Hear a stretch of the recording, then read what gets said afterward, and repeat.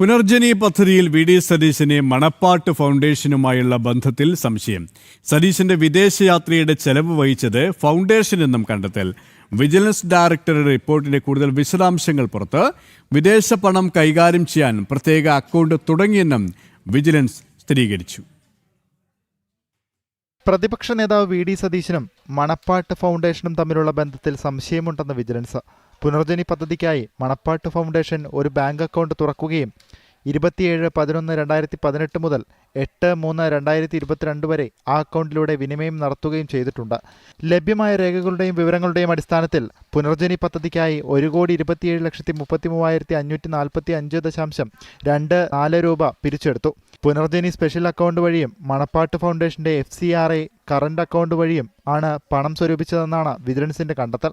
അതേസമയം UK-യിലെ മലയാളികളിൽ നിന്നും പണം സ്വരൂപിച്ച മിഡ്ലാൻഡ്സ് ഇന്റർനാഷണൽ എയ്ഡ് ട്രസ്റ്റും ആ പണം നാട്ടിലേക്ക് അയച്ച മണപ്പാട്ട് ഫൗണ്ടേഷനും തമ്മിൽ യാതൊരുവിധ MOUവും ഒപ്പുവച്ചിട്ടില്ല.